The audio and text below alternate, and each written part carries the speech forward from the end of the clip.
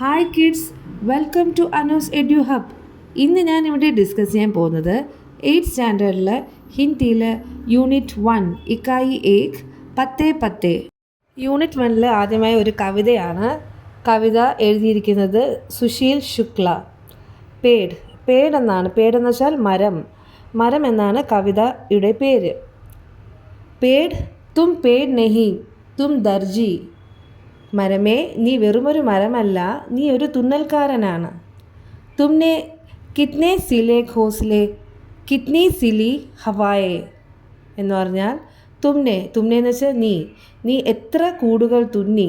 സിലെ എന്ന് പറഞ്ഞാൽ തുന്നി. ഘോസ്ലെ എന്ന് പറഞ്ഞാൽ കിളിക്കൂട്. നീ എത്ര കൂടുകൾ തുന്നി, പിന്നെ എത്ര കാറ്റുകളെ തുന്നി. ഹവായെ കിത്നി സിലി ഹവായെ. ഹവായ എന്ന് പറഞ്ഞാൽ കാറ്റുകൾ. എത്ര കാറ്റുകളെ തുന്നി. ധൂപ് സിലി തോ ബിഖർ ഗയി കത്തരൻ കത്തരൻ ഛായായേ എന്ന് പറഞ്ഞാൽ ധൂപ്പ് എന്ന് വെച്ചാൽ വെയിൽ. ധൂപ് സിലി തോ വെയിലിനെ തുന്നിയപ്പോൾ ബിഖർ ഗയി ചിതറിപ്പോയി. എന്താണ് ചിതറി വീണത്? കത്തരൻ കത്തരൻ ഛായായേ തണൽ തുണ്ടുകൾ ചിതറി വീണു എന്നാണ് ഇവിടെ കവി ഉദ്ദേശിക്കുന്നത്.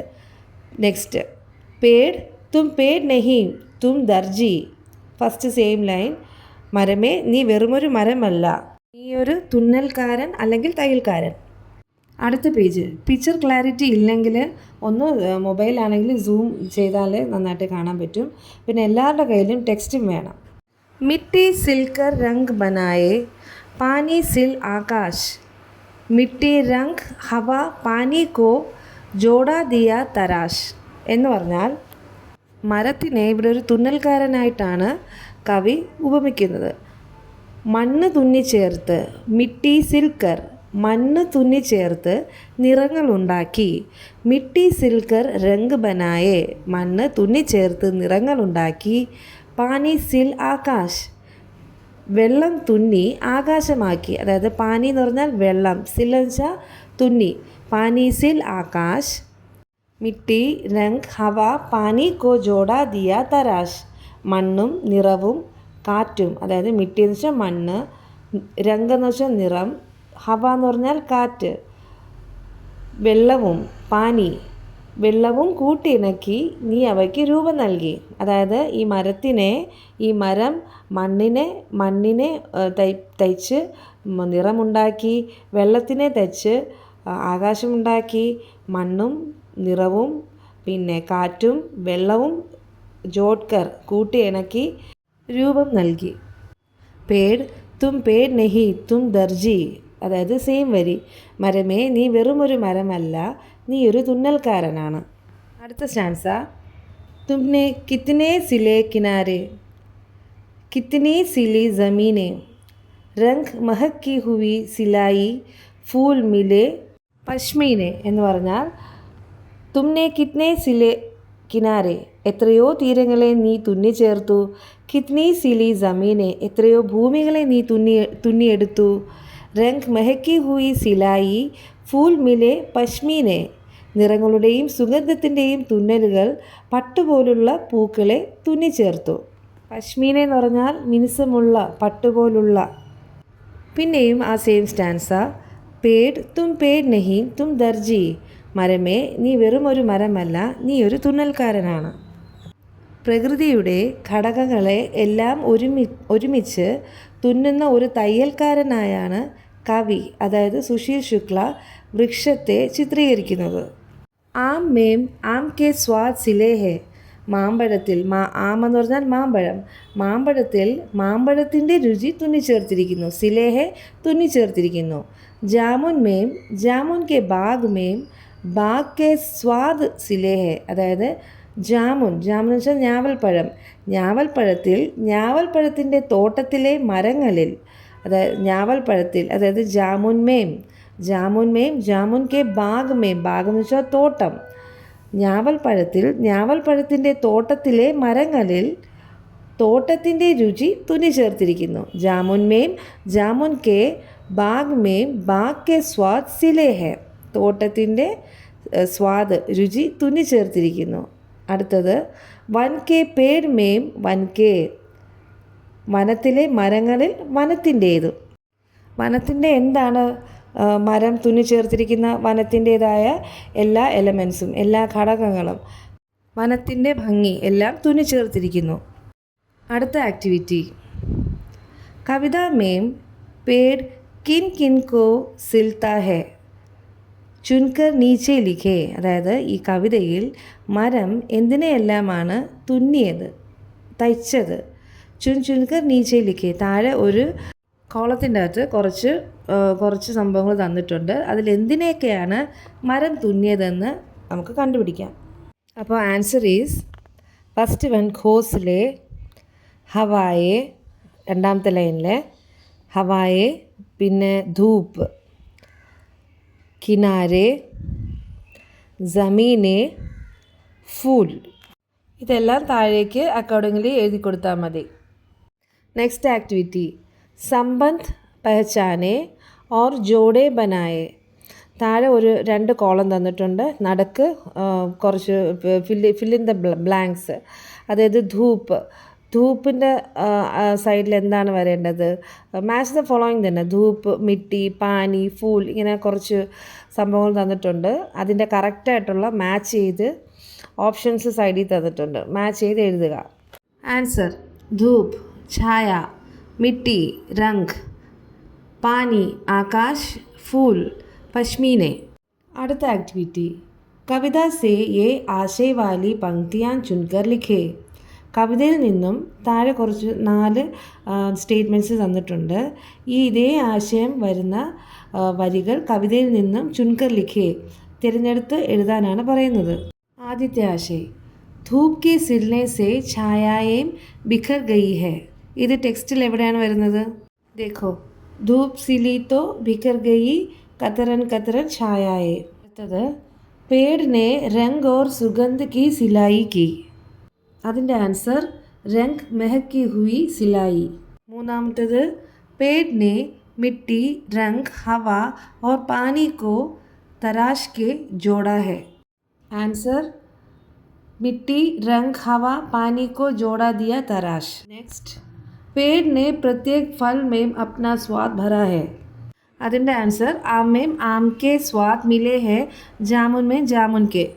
एक्टिविटी शब्दों का आपसी संबंध पहचाने, സിലെ യാ സിലി സെ പൂരാ കരെ. ശബ്ദം ആപ്പസി സംബന്ധം എന്ന് പറഞ്ഞാൽ 2 ശബ്ദങ്ങൾ തമ്മിലുള്ള ആ ഒരു ബന്ധം, ആ ഒരു കണക്ഷൻ, അത് എന്താണെന്നാണ് മനസ്സിലാക്കേണ്ടത്. സിലെ യാ സിലി, സിലെ അല്ലെങ്കിൽ സിലി എന്ന ഈ 2 വാക്ക് തമ്മിലുള്ള ആ ഒരു കണക്ഷനാണ് നമുക്കിവിടെ പഠിപ്പിക്കുന്നത്. ഫസ്റ്റ് വൺ സിലെ ഘോസ്ലെ, സിലി ഹവായെ, സിലെ കിനാരെ, സിലി ജമീനെ. അപ്പോൾ നമുക്കിവിടെ മനസ്സിലാക്കുന്നത് സിലെ എന്ന് വരുമ്പോൾ പിന്നെ ഒരു ഏകവചനം സിംഗുലർ, സിലീം എന്ന് പറയുമ്പോഴത്തേക്ക് ഒരു പ്ലൂറൽ ബഹുവചനം. അപ്പോൾ ഇതേ ഫോമാറ്റിൽ നമ്മൾ റൈറ്റിലുള്ള കോളം ഫില്ലപ്പ് ചെയ്യുക. ഡാഷ് പത്തേ, ഉത്തരം കണ്ടില്ലേ? പത്തേ, സിലെ പത്തേ. പിന്നെ നെക്സ്റ്റ് ഡാഷ് കലിയാം, സിലി കലിയാം. കലിയാം എന്ന് പറയുമ്പോൾ ഒന്നിൽ കൂടുതലുണ്ട്. സിലി കലിയാം. ഡാഷ് നദിയാം, സിലി നദിയാം. ഡാഷ് ഡാലിയാം, സിലി ഡാലിയാം. അപ്പം ഈ ഫസ്റ്റ് വൺ ഒഴിച്ച് സിലെ അല്ലേ, സിലെ പത്തേ, ഈ ഫസ്റ്റ് വൺ ഒഴിച്ച് ബാക്കിയെല്ലാം ബാക്കി ആ 3 സിലിയാണ് ആൻസർ. കറക്റ്റ് ആൻസർ കോളത്തിൽ ഫില്ലപ്പ് ചെയ്യുക. അടുത്ത ആക്ടിവിറ്റി ക്വസ്റ്റ്യൻ ആൻഡ് ആൻസേഴ്സ് ആണ്. പഹല പ്രശ്ന पेड़ को दर्जी क्यों कहा गया है, ചർച്ച ചലായെ. മരത്തിനെ തയ്യൽക്കാരനെന്ന് എന്തിനാണ് പറയുന്നത്, അതിന് ചർച്ച ചെയ്യാൻ. ദെൻ കവിത കാ ആശയ ലിഖേ, കവിതയുടെ ആശയം എഴുതാൻ. പേട് കോ ദർജി ക്യൂ കഹ ഗയാ ഹെ, വൃക്ഷത്തെ തയ്യൽക്കാരൻ എന്ന് വിളിക്കുന്നത് എന്തുകൊണ്ട്?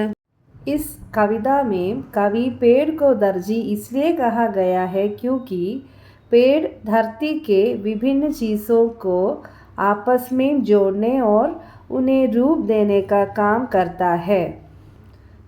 ഈ കവിതയിൽ കവി മരത്തെ തയ്യൽക്കാരൻ എന്ന് വിളിച്ചിരിക്കുന്നു കാരണം മരം ഭൂമിയിലെ വിവിധ വസ്തുക്കളെ പരസ്പരം ബന്ധിപ്പിക്കാനും അവയ്ക്കൊരു രൂപം നൽകാനും പ്രവർത്തിക്കുന്നു. അടുത്ത അതിൻ്റെ തന്നെ സബ് ക്വസ്റ്റ്യൻ കവിത കാ ആശയ ലിഖേ കവിതയുടെ ആശയം എഴുതുക. सुशील शुक्ला का यह कविता पेड़ प्रकृति और उसके कार्यों को एक नए नज़रिए से देखने की कोशिश करती है. यहाँ पेड़ की तुलना एक दर्जी से की गई है. जिस तरह एक दर्जी कपड़ों को जोड़कर कुछ नया करता है, वैसे ही पेड़ अपनी शाखाओं और पत्तों से पक्षियों के लिए घोंसले बुनता है. സുശീൽ ശുക്ലയുടെ ഈ കവിത പ്രകൃതിയെയും മരങ്ങളുടെ പ്രവൃത്തിയെയും ഒരു പുതിയ കാഴ്ചപ്പാടിലൂടെ കാണാൻ ശ്രമിക്കുന്നു. നസറിയ എന്ന് പറഞ്ഞാൽ കാഴ്ചപ്പാട്. ഇവിടെ മരത്തെ ഒരു തയ്യൽക്കാരനുമായാണ് താരതമ്യം ചെയ്തിരിക്കുന്നത്. ഒരു തയ്യൽക്കാരൻ വസ്ത്രങ്ങൾ തുന്നിച്ചേർത്ത് പുതിയൊന്ന് നിർമ്മിക്കുന്നത് പോലെ മരം അതിൻ്റെ ശാഖകളും ഇലകളും ഉപയോഗിച്ച് പക്ഷികൾക്കായി കൂടുകൾ നെയ്യുന്നു. ബുൻതാഹെ എന്ന് പറഞ്ഞാൽ നെയ്യുന്നു. അടുത്ത പാരഗ്രാഫ് कविता में कल्पना की गई है कि जब सूरज की रोशनी पत्तों के बीच से ज़मीन पर आती है तो ऐसा लगता है जैसे धूप के सिलने पर उसकी कतरनें छाया के रूप में ज़मीन पर बिखर गई है. कवि कहते हैं कि पेड़ मिट्टी से रंग बनता है और पानी से आकाश को जोड़ता है. वह हवा और पानी के मेल से जीवन को नया आकार देता है. സൂര്യപ്രകാശം ഇലകൾക്കിടയിലൂടെ ഭൂമിയിൽ പതിക്കുമ്പോൾ വെയിൽ തുന്നിക്കൂട്ടിയതിൻ്റെ ബാക്കി ഭാഗങ്ങൾ നിഴലുകളായി മണ്ണിൽ ചിതറിക്കിടക്കുന്നത് പോലെയാണ് അനുഭവപ്പെടുന്നത് എന്ന് കവിതയിൽ സങ്കല്പിക്കുന്നു. മണ്ണ് മരത്തിന് നിറം നൽകുന്നുവെന്നും മരം വെള്ളത്തിലൂടെ ആകാശത്തെ ഭൂമിയുമായി ബന്ധിപ്പിക്കുന്നുവെന്നും കവി പറയുന്നു. കാറ്റും വെള്ളവും ഒത്തുചേരുമ്പോൾ അത് ജീവിതത്തിനൊരു പുതിയ രൂപം നൽകുന്നു. മൂന്നാമത്തെ പാരഗ്രാഫ് पेड़ ने धरती के किनारों को और फूलों में सुगंध और मखमली एहसास मखमली എന്ന് പറഞ്ഞാൽ പശ്മീല എന്ന് പറഞ്ഞില്ലേ मखमली एहसास को सिला है. कविता के अंत में बताया गया है कि यह पेड़ ही है जिसने आम में आम का स्वाद और जामुन में जामुन का स्वाद सिला या भरा है.